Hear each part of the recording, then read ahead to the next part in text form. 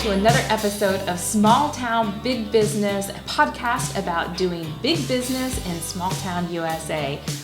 I'm your host, Allison Hassler with Southern Illinois Vacation Rentals, and our host, Russell Williams, is not with us today. He will be back very soon. I'd like to thank our sponsors for making this podcast happen: Fowler Heating and Cooling, Arcadia Wealth Management, Black Diamond Harley Davidson and RV, Watermark Auto Group Foundation, Swinford Media Group, and Union Street Arts, and of course, Luke O'Neill, owner of Union Street Arts, that is the producer of this show. You can join the Small Town Big Business community wherever you listen to podcasts, including Podbean, Spotify, Amazon Music, TuneIn, Google Podcasts, and Facebook. We're also live on YouTube. If you're new to our podcast, welcome and thank you for listening. Today, we are interviewing people that are helping our small businesses thrive in our small communities.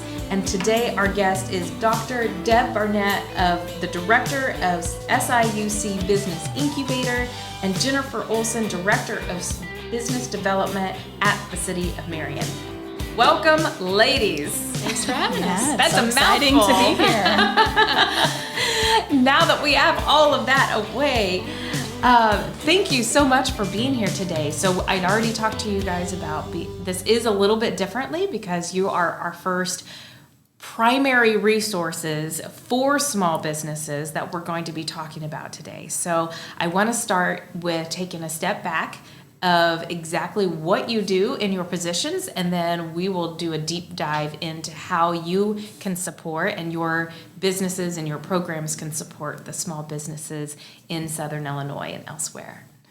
So Deb, why don't we go first with you? Sure, I'd be happy to start. So I have always lived in Southern Illinois, so I'm excited to help small businesses in this region. I work at Southern Illinois University Carbondale. We have a business incubator there, and then we also have several programs as part of that business incubator. And I won't talk about those now. I'll wait and talk about those as we go along. But we support businesses all throughout the region. Awesome. So not limited to Carbondale? No, not at all limited to Carbondale. The university itself supports the entire Southern Illinois region, and then some of our resources are limited to certain counties in the region. But overall, we support any small business that needs help.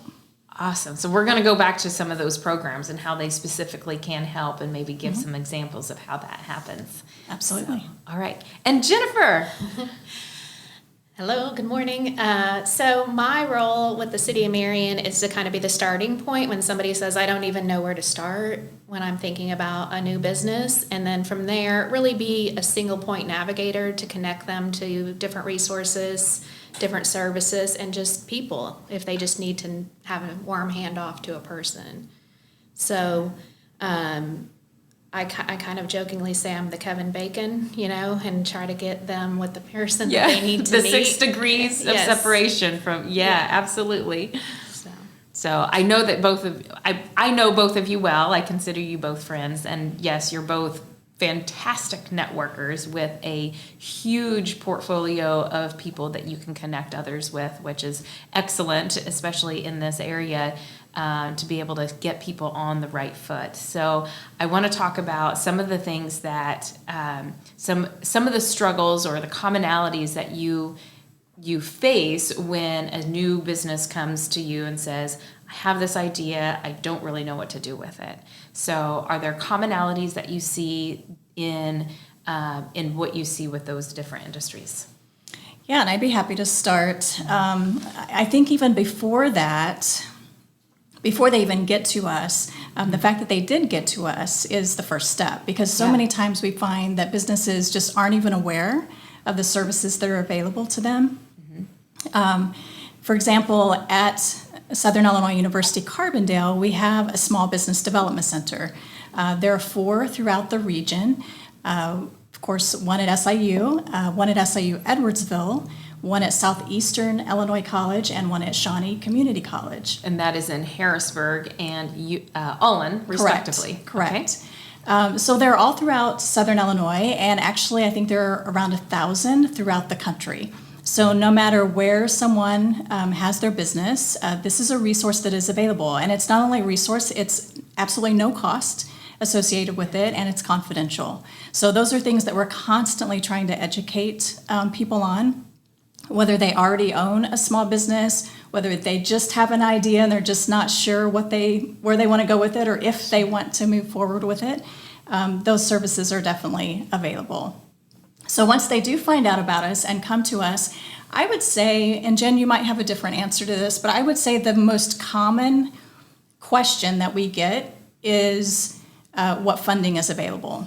Mm-hmm. Because businesses think that they need money to get started. And sometimes they do, but quite honestly, sometimes we just have to back up and ask the question, what do you need the money for? So let's kind of talk through that and see, do you really need those funds? Can you start in a little bit of a different way? Are there other resources that you can pull from, and that sort of thing? Yeah. So I would say funding, they think, is the biggest challenge. Yeah. We maybe see something a little bit different, but I would say from the business standpoint, many times they say that is the biggest challenge. Sure. So I think I'm going to go on the same line of thinking that you started with, is just getting people to start with us. Yeah. So many times they call it the economic development hierarchy, but they start with their banker, they start with commercial landlords, they do all these things. And then next thing we know, we hear that we're not a business-friendly community, or we could be more business-friendly. I'm like, you didn't even start with us. We were like the fifth person you talked to. Or they filled out a commercial sign application that I could have told them was not going to get approved. But they come, they filled it out, they paid a fee, they get really frustrated when it doesn't get approved because, in this particular scenario, there's a moratorium on that sign type. I could have saved them a lot of headache. So we just want to move our assistants up earlier in their decision tree so that they start with us. And I do think my first call from most people is about grants or other funding. And honestly, pre-COVID, I don't think it was as big of an issue. Mm-hmm. I think that there were some perceptions about some specialty niche dollars, like veteran-owned, women-owned maybe. But then COVID came, and you had PPP and EIDL and shuttered venue and business stabilization. And all of a sudden, for the first time in most people's business life, there was a plethora of dollars flowing to for-profit business. Well, that's drying up. Yeah. But the expectation is that, there's going to be this continued financial support from the government for-profit. And it's just really not there. Yeah. When I worked in a very similar role that you are now with the city, mine was more community-based versus business development-based, but I did get a few of those same phone calls of, I'm starting a business, I'm looking for grants, and, the more that we talk, the more that, we have to gently remind people that that's not necessarily the way that grants work in general. So can you walk people through what those typically do look like, and if there is funding out there, what are those types of funding? Well, there's not much, but there are some niche things out there. Yeah. Like right now, one of the issues that was illuminated by COVID is like supply chain and access to local, food sourcing. So there are some niche things through like USDA, for example. Don't not ask. Sure. But they're just pretty few and far. Yeah. On the bigger projects, honestly, in most cases, the applicant is going to be your city, county, or another municipality, and it's really going to be about getting the kind of infrastructure that you need for your business to locate and be successful here. Sure. It's really going to flow directly to a for-profit. And honestly, the ones that tend to get dollars are the really, really supersized projects, and we've actually seen cases where those big, well-established entities, they don't even want to pursue it, or they'll decline it because the rules of the 1 million out of the 10 million they need for their big project apply to the whole $10 million. Yeah. And they just don't want to jump through those hoops of fire and deal with government compliance. Yeah. So true. And the work slowdown of of once you receive or accept those funds, whether you're using your money or the government's money, the entire project has to slow down because now they consider all of the project funds they're part of their compliance. So that is one of the things that I definitely understand and have had a lot of conversations about too. So what other funding opportunities are there? And I know that, Jen, you've been in the banking industry before, and that's part of your past life. Is there capital development opportunities that are local, or is that something that that either one of your groups help kind of guide people through if there is something? Let's say that it's a restaurant owner that's looking for a property where they're wanting to renovate a building so that they can get their commercial kitchen ready. So I always tell people start with a traditional bank, local, go in, be honest, lay it out, have something in writing, even if it's not a full-blown business plan, just even a summary and some financials would be helpful. And then one of the things that we have in our area that serves the southernmost counties that's cool is we have what's called a CDFI, or an intermediary relending, which only means we have an organization that gets dollars from the USDA that they can loan. And where they really help is, let's say that you have a bank that's interested in taking that gamble on the new business, but they only want to loan 70%, and you only have 10%. Well, a lot of times Champion Community Investments, which is the group I'm talking about, they'll come in with the other 20%, and they'll subordinate or take a second position to the bank. So the bank likes it because they're not going all in, and it helps the person out, and it really is a tandem participation. And those are pretty cool when they come together. Yeah. And so are there any pre-qualifications for that? Is it really just the bank saying we're only going to be able to offer this X amount, and then the business owner's next step would be to contact someone like you or to go directly to Champions and say, this is all that the bank is willing to lend, and here's my business plan? And is that the flow of work there?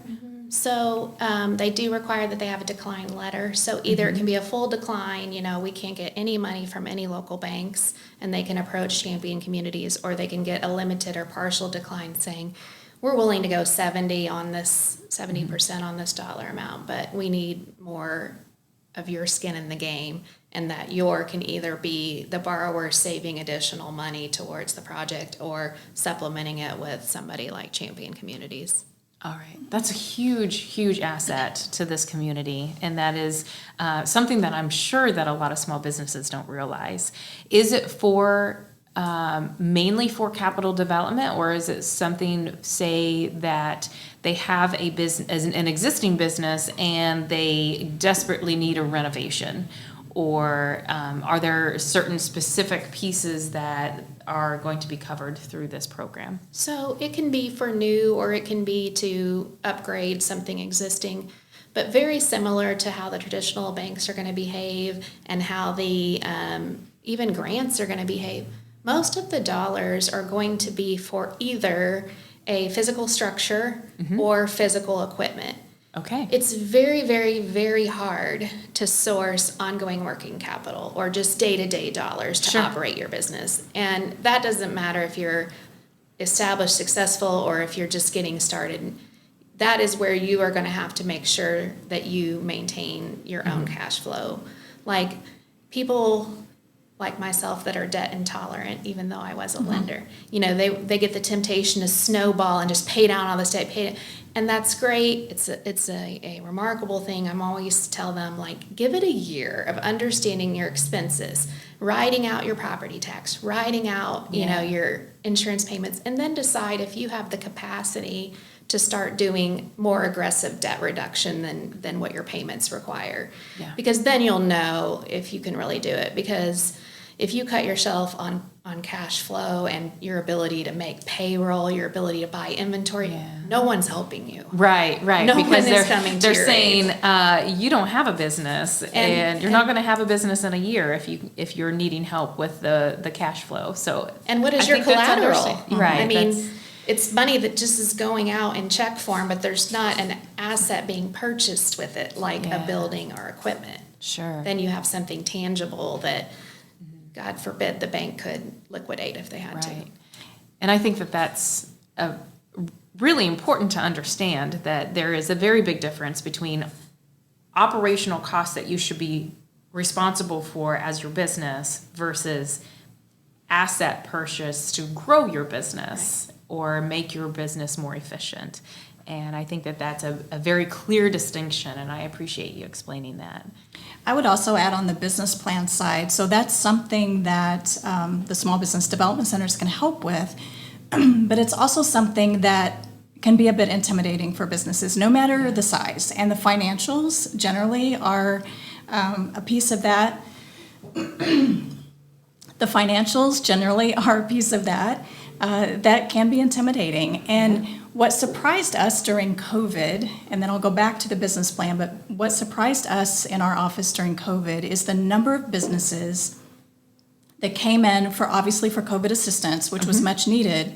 But as part of that, showing some historical financials, was really challenging for a lot of businesses, even those that have been in business for a long time, and you would think they had it all together, right? Yeah. So a lot of times we've seen people who start businesses because they have a passion for something or they have a skill, but maybe that financial side or the marketing side or whatever is not their cup of tea. So we always encourage folks to take an assessment of that and bring in other people who can really help with those things. But the SBDCs and other organizations like that can be a partner in helping them to develop that business plan, helping with those financial projections, and helping them understand those numbers so that when they do go to the bank or they're trying to assess where they're at, they're informed and they have the right information.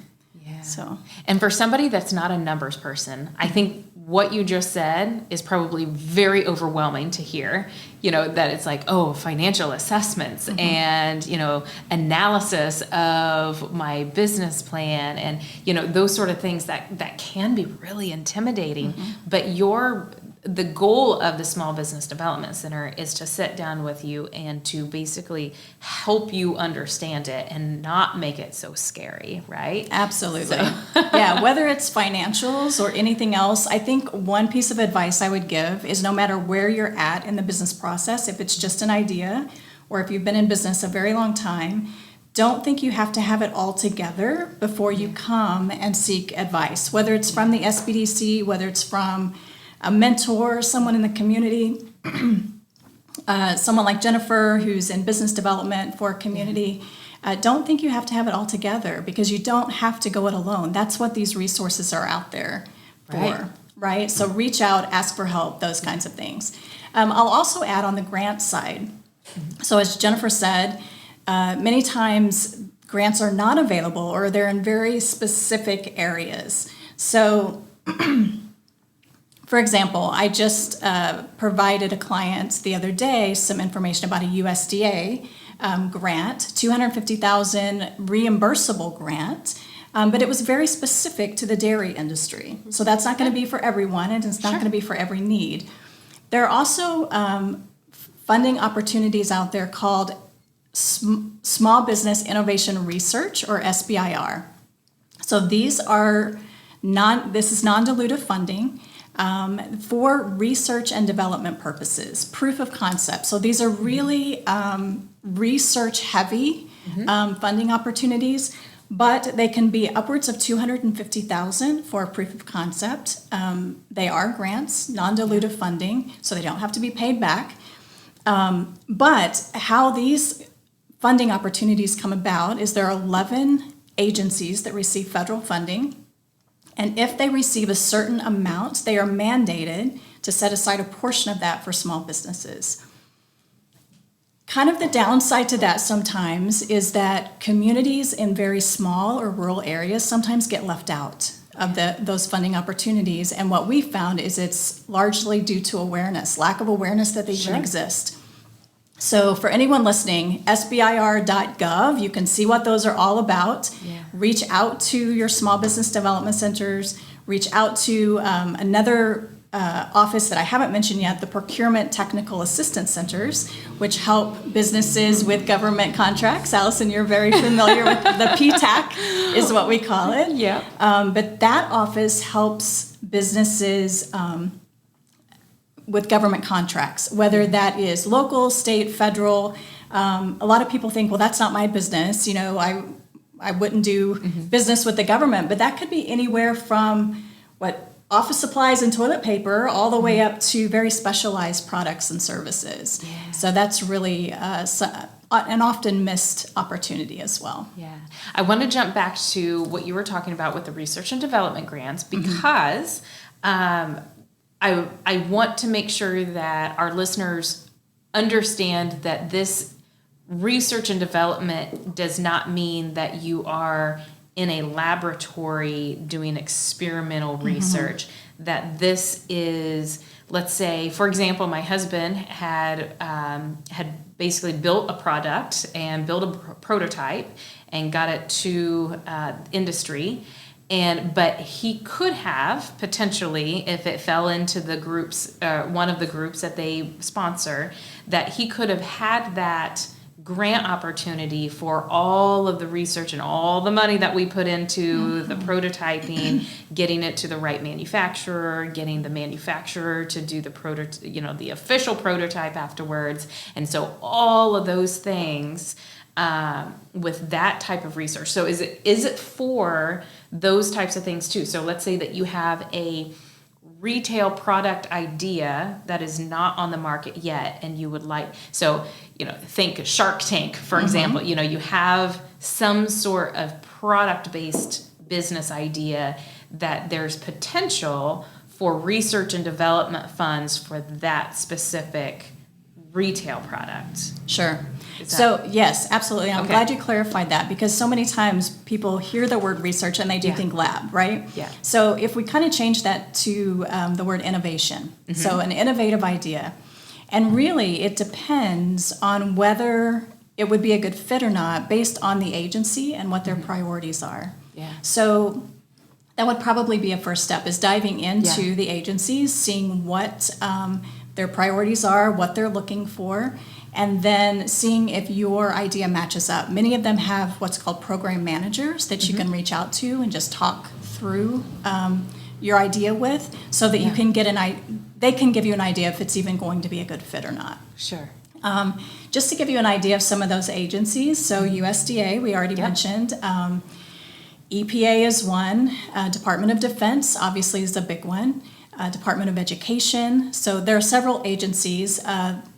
National Science Foundation, they have several different categories, and then one of their categories is other, right? Wow. So depending on what they're looking for, sure, just about anything might fit into that. And they have a very unique way of entering into their program, in that they require a project pitch to be submitted in advance. It's basically 4 pretty short sections, and they will come back and say, yes, we want to invite you for a full proposal, or no, this isn't a good fit. Okay. And what I like about that is, and again, that's the National Science Foundation. Every agency does it a little bit different. But what I like about that is it's not a lot of time invested, because a full proposal is, it is a research proposal, so there's a lot to it. But it does give you an opportunity and a kind of a lower barrier to entry to submit what you have. They say, yep, come on and let's submit a full proposal or not. And it sort of maximizes everyone's time. Even if a full proposal is submitted, these are very, very competitive grants. But I can tell you that there's also a push right now for increasing access to rural areas, rural entrepreneurs, to historically underrepresented entrepreneurs. So anyone, again, that's listening and is like, I've never heard of SBIR, check it out, reach out to some folks. The FAST Centers, FAST, is another center or program that also provides assistance for that. Okay, so let's say that I am a school teacher that sees a gap in a safety feature, and that I potentially have the opportunity to, I have a solution in my mind that is a product based on safety some sort of a safety feature for its school or classroom, that I could potentially go through the Incubator program at SIU. You would touch base with maybe we would start out with the Department of Education, and if it doesn't work there, then maybe we could go to apply for the science and the other category as a basically an overall safety feature. Sure. So it could potentially be in multiple different sectors, right? Like Yes. different departments could potentially sponsor one product. Yes, so you can only have one SBIR project for the same project going Sure. at one time. You can't accept funding from multiple Sure. agencies for the same project. But yes, absolutely, it may fit into a number of different ones, and it's just finding which one is best Yeah. and the best fit. Wow. Yeah. Okay, so let's go into PTAC. Yes. Near and dear to my heart. I know it is. So PTAC stands for Procurement Technical Assistance Center. Yes. And that is for those that are interested or maybe already currently contracted with the government, state or federal. And tell us a little bit about that. Yeah, so you could probably do this even better than I could, honestly, because I know you have a lot of experience in that area. But you're Yeah. absolutely right. So government contracts, there is a process to that. Sometimes it can be a tedious process. So the PTACs are there to help businesses understand where they fit, which contracts might be a good match to their business, and how they get all the registrations in place, all of those types of things to make sure they qualify and are positioned to be able to take advantage of those opportunities. There are also certifications that PTAC can help with, and so women-owned business, veteran-owned business, Hub Zone, which Southern Illinois largely is, most areas are part of a Hub Zone, historically underutilized zones, business zones.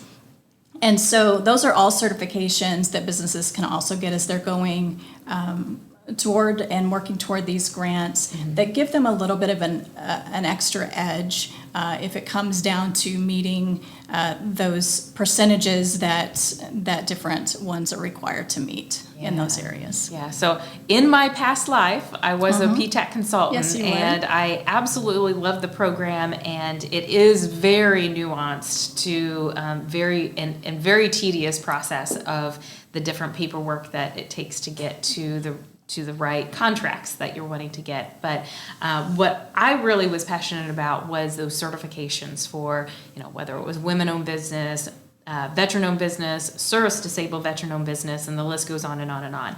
Minority-owned business. Minority-owned business, which is actually called a 8A business in the federal world, and then the minority-owned business in the state world. So there's all different types of certifications, and if you do fall into those, especially in a retail business, what I found really interesting is now you can search and filter by those certifications on Amazon. So let's say that I am buying toilet paper or pencils or whatever the case may be, I can actually filter through, maybe I want to support just women-owned business or veteran-owned businesses, and now I can search through that through Amazon. So the opportunities that PTAC can help you with go slightly beyond whether or not you just want federal government contracts. But we do have a lot of federal government opportunities in this area. We do have a lot of contractors that are already working with the federal government in this area. So that is a huge resource for people that are wanting to get into that program. Yeah, and I would just encourage businesses, if they don't know if this is a good fit for them, again, just reach out to your local PTAC. They're all over the country. And just ask the question, here's what I provide, here's the products or services. Are there contracts out there that I would be a good fit for, and how do I go about that? And that really could be a unique business expansion strategy that most people haven't even thought about. I mean, that's a huge customer. The government can be a huge customer. So just something to consider. And again, something that a lot of people aren't aware of. So Yeah, it never hurts to ask, because part of the PTAC program is doing that research for you. And let's say that I had a opportunity. I had a one person or one woman. What is it called? The transcriber for court system.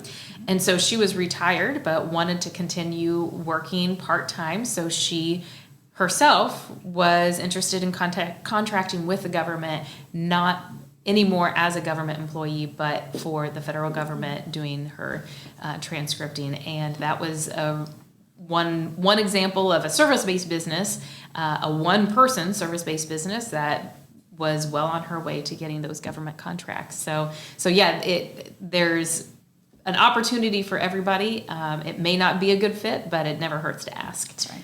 Yeah. All right. So what other programs are highlighted through the Incubator or through the City of Marion? Sure. So one of the big things is we did a lot of asset mapping in my early days of being on the staff, because we don't want to reinvent the wheel. If we can refer them to Deb or one of the other organizations that she mentioned, that's what we want to do. We just want to fill the gaps when we talk about creating programs. So like one gap that we saw was just a written guide on starting a business in the city. So we made that. It's a PDF you can get off of the city's website, or I can send it to you. Somebody asked us about a disaster resilience recovery planning mechanism, because they really felt like they were not, now kind of on the backside of COVID, they felt like they didn't really have a plan. And so it was a lot of pinch hitting. And we were able to actually resource from Greater Egypt. They'd already written such of a guide, and it's a really cool workbook that's fill in the blanks. So we put that on our website. So just gathering any resource that we can.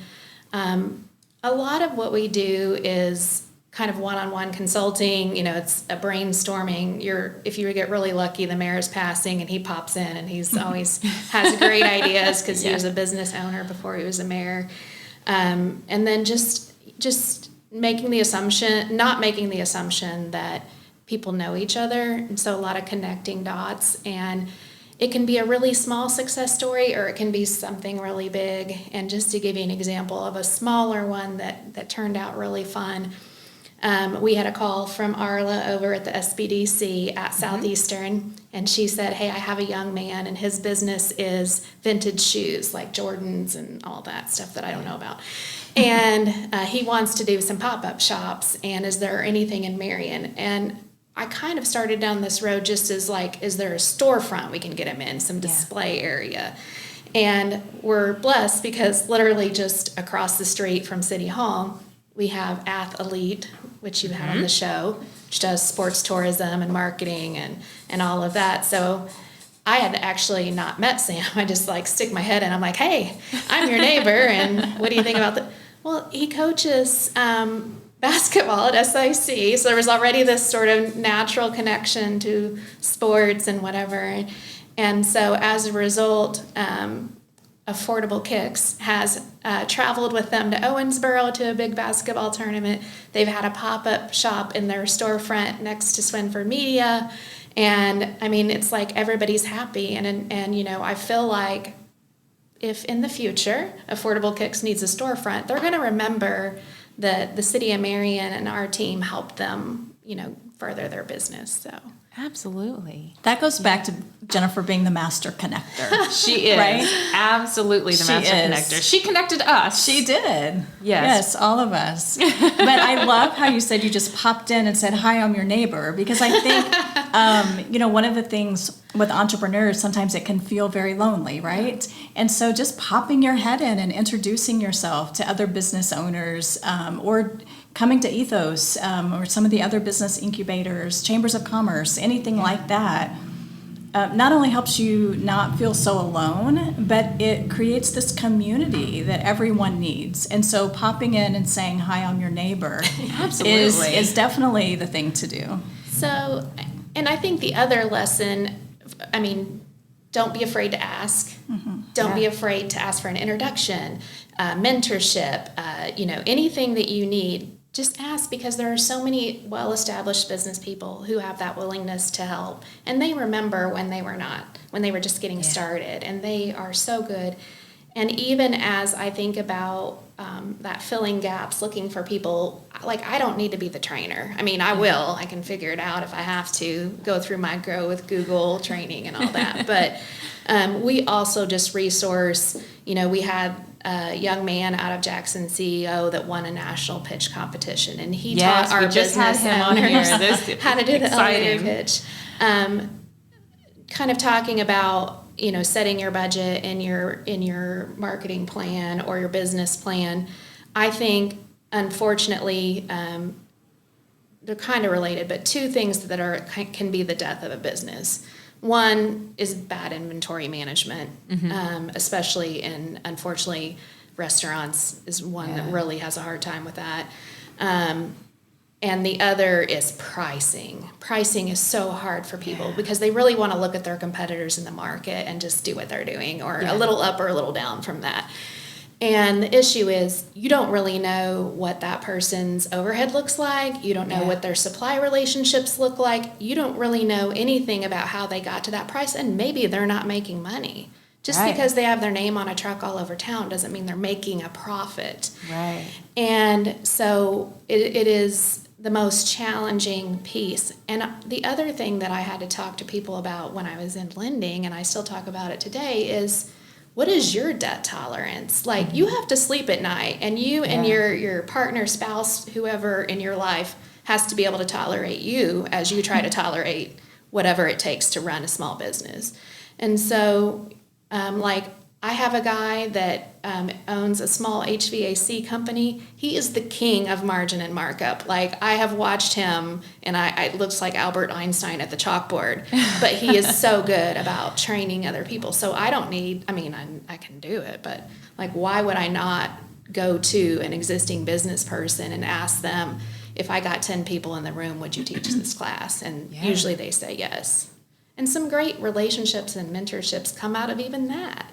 Wow, that's excellent. So are there any upcoming on the horizon workshops or things that people can come to and learn a little bit more about the programs, or very specific small business based tactical resources?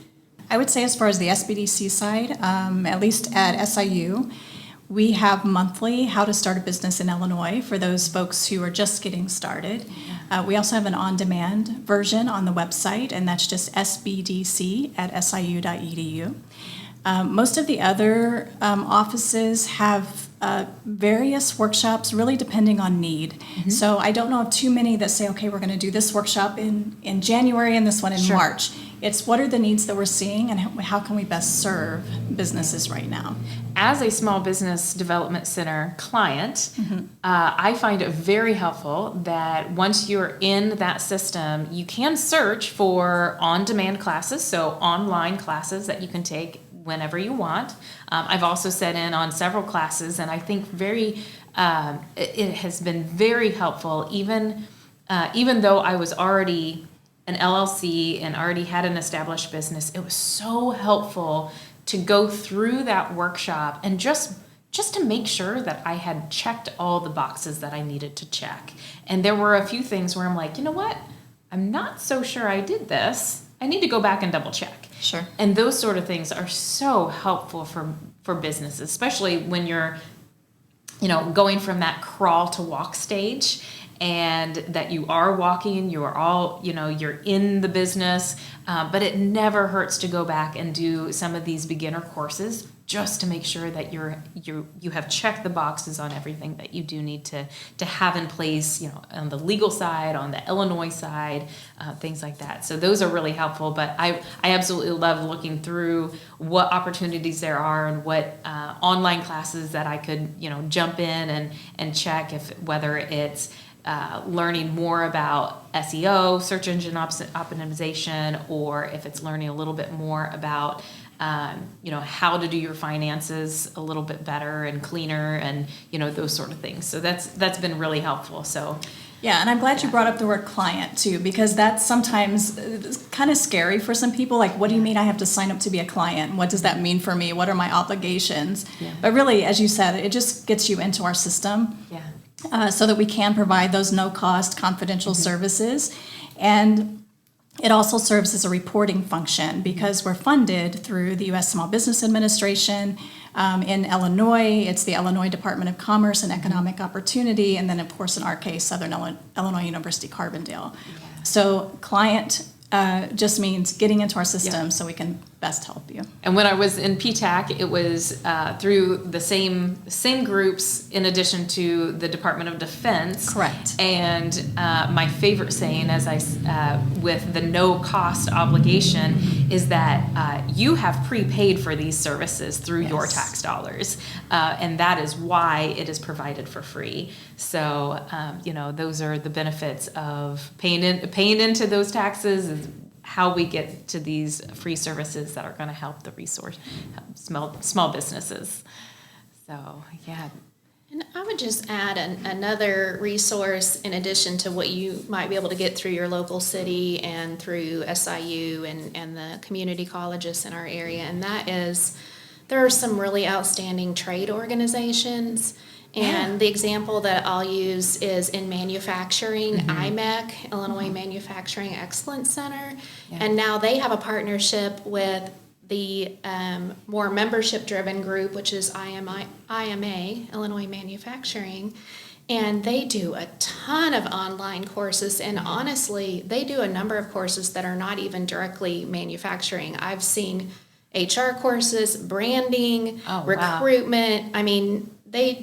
Even supply chain is helpful for everyone. As mentioned, inventory can really be tough for people. So don't overlook, yes, some of them have paid membership. Yes, some of them have paid courses, but they also have a ton of free content. And I think some of those bigger organizations, they are where I want to be in my goal, which is to have things recorded, trainings that end up on, YouTube or whatnot. I think they are a few steps ahead of us in that, they have a lot of online content that you can go back and rewatch through their social media channels and on their website. Yeah. I'm glad you brought up IMEC because they're also in our building. I was going to say, they have a headquarters and they are on my list, but I have not gotten to them yet, so I'm so glad you brought that up. Yeah. Did you want to add anything? No, I think she did a beautiful job. Okay, wonderful. Can we talk about SI Made? Do you guys have information about the upcoming SI Made? I'm happy it's coming back in person. I'm happy they're going to stay at the pavilion in the city of Marion. Is great news. And I guess if I had one big compliment for Senator Fowler and the chambers and the different folks that work on that, and that is it really is a lasting relationship for many people beyond the weekend event. Mm-hmm. And I think people think of it as I can showcase my business to walk through consumers, and that is super important. But also the magic that happens at that event, day of and beyond, is really business people meeting other business people. So, if I'm making soap wine candles, I meet you, and then you tell me, I have a heart for featuring Southern Illinois products in the properties I manage. Well, now I have a user, and then I meet Deb and she tells me, well, I grow grapes that make your wine, so now I have an in-market supplier in my supply chain. So there's anything like that, that gets a bunch of people who are doing business here in the same room. I just can't say enough nice things because it's about reaching new consumers, but it's also about building your network. Yeah, I'm excited about it because that's exactly what I want to do is network as a lodging company. And my biggest dream is not only to have local soaps and coffee and the things that I'm already purchasing from Amazon and being able to locally source those things, but even artisans that sell their products that I would be able to offer that as, if you love this beautiful pottery, then I can give you exactly where it's located in Alto Pass. And so those are some really great opportunities of networking. Is there anything else you guys want to share that you haven't already covered? I know you guys sent me a lot of notes. I have one thing, but I don't want to cut Deb short. No, go ahead. Okay. I have a last comment. But So I do have an ask of the audience, and that is we are a point of contact, maybe fourth or fifth down the line for sites. People do call our office and say, I'm looking for a commercial kitchen, or I'm looking for 6,000 square feet with a 20-foot ceiling, whatever. And I don't know why, I don't even care why your commercial property is not listed. I don't care if it's a tax shelter you inherited, you hate realtors, do not care why. Please let us know if you have inventory that we should know about, because I can't connect you with an incoming business that wants to be here and help you fill your space if I don't even know it exists. Amen. Please let me know.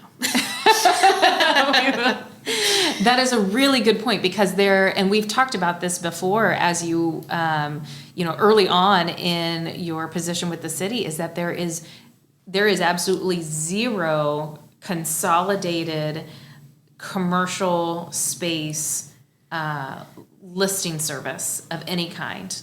And that is something huge that would be so beneficial to small businesses.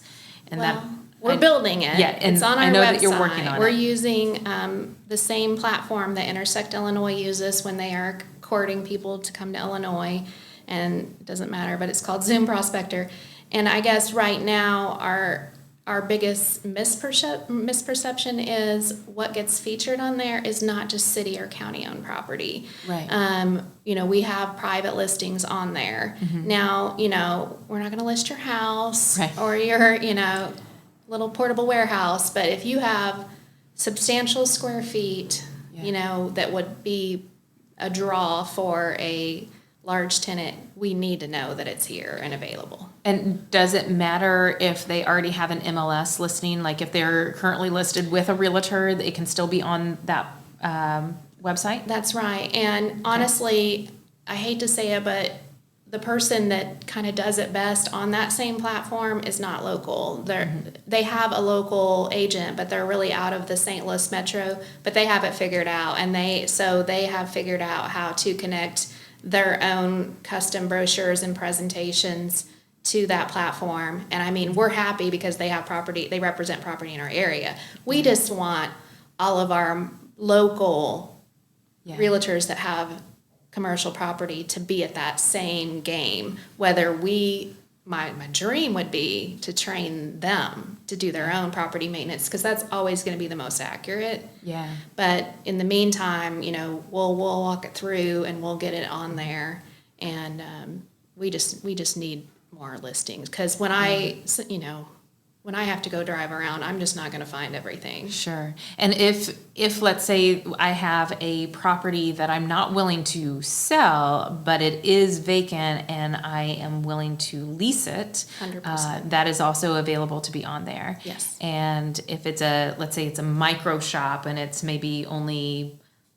let's say 1,000 square feet versus a 6,000 square foot building, that's still available to be on there. It is available. I always want to manage expectations. Sure. And it might even be a little lower priority of how quick I can get it on there, because I have too many irons in the fire. But the real challenge, honestly, is the big site selecting organizations, whether it's Intersect, DCEO, or even if you think about a Jones Lang LaSalle, JLL, big brokerage out of Chicago or whoever, a lot of times they're filtering their results. Sure. And they're filtering for high square footage or high ceiling or dock doors we'll put it out there, but I don't want somebody to think, well, tomorrow my phone's going to start going crazy because now the whole state and country knows I have my property available. It's just, even Ameren has a whole team developed to economic development.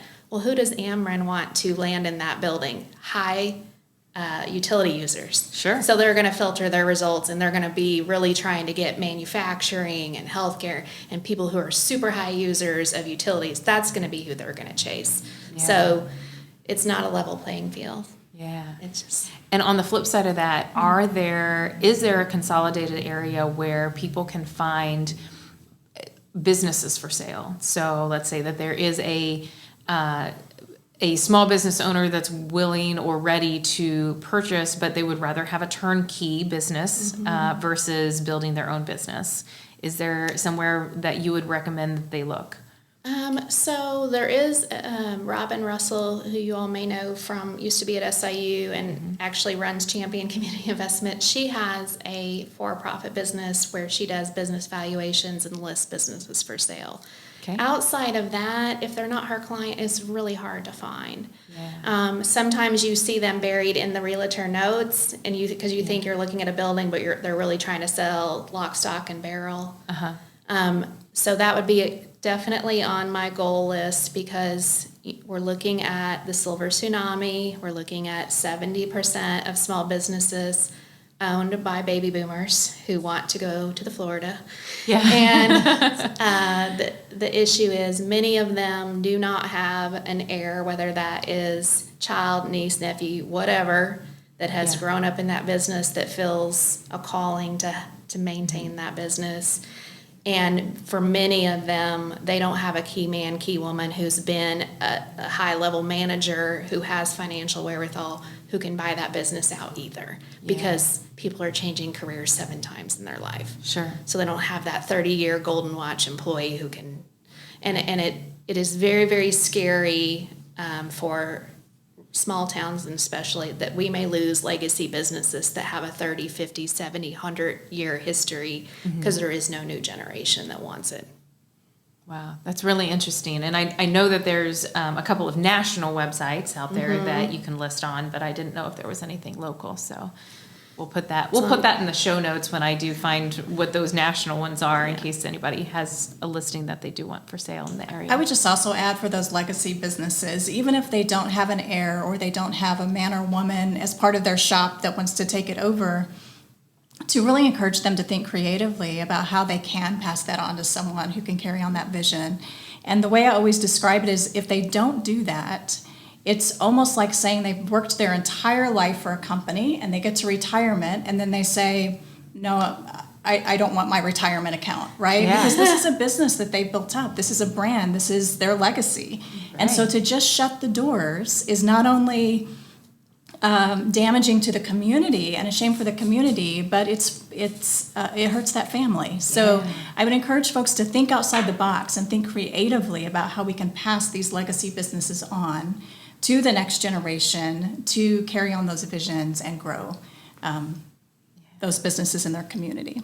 And if you have a beloved pizzeria that you want to see stay, or whatever it is, you don't have to run it like the last 3 generations. You can be innovative. You can think outside the box. You can bring your new creative ideas and connections. Yeah, absolutely. All right, ladies, how in the world do we get a hold of you guys for any questions related to anything that we talked about or that we haven't covered? Because I know that there's probably 100 other things that we could talk about. Well, I keep my LinkedIn up to date, and if you click on the contact box, that's a good way to find me. I work at City Hall, so I'm pretty easy to catch for the most part, especially beginning or end of the business day. Yeah. And so just walk in, call up there, or the best, most direct route is to get either my email or my cell phone off of LinkedIn. Okay. And your LinkedIn profile is? Oh my gosh. Jennifer Olson with 618. Oh yes, Olson with an O-N. O-N. Which I think is Swedish, not German, but I don't know. I have to ask my husband. I don't know. Okay, great. So City Hall is one of the contacts, and then we can also find you on LinkedIn, Jennifer Olson with an O-N at the end. Yes, and it either starts or ends with 618. We can put that in the notes. 618 Jennifer Olson. Yeah. All right, great. And Deb? Yep, I'm also on LinkedIn. It's Deborah, O-R-A-H-R. My middle name's Renee Barnett, so Deborah R. Barnett. So you can find me there. But also, if you're wanting to connect directly with the SBDC, particularly the one at SIU, it's just sbdc@siu.edu. Or the phone number is 618-536-2424. If listeners are anywhere else in the country, they can just go to sba.gov and select local assistance, and there's a map that shows all of the SBDCs around the country, even the PTACs, the FAST centers, all of those no-cost services. Yeah, there's even import and export Yes. services. International trade, everything you can imagine. Yeah, and I Yes. think the nearest one is at Champaign. That's closest to our area that has import, export, and international trade. Yep, and there's also the one ITC, at International Trade SIU Center. Edwardsville has one as well. Oh, okay, very good to know. So yeah, so any type of resource that you need, there's something nearby. Yes. So all right, well, ladies, it was fantastic This was talking fun. to you. Yeah. This was really fun. I know that we could talk all day. I would like to thank again our sponsors: Fowler Heating and Cooling, Arcadia Wealth Management Group, Black Diamond Harley Davidson and RV, Watermark Auto Group Foundation, Swinford Media Group, and Union Street Arts with our producer Luke O'Neill. Again, thank you so much for listening, and please give us a subscribe where you'll receive notifications wherever you listen to podcasts as they are released every 2 weeks. Again, I'm your host, Allison Hassler with Southern Illinois Vacation Rentals, and thank you so much for listening. Until next time.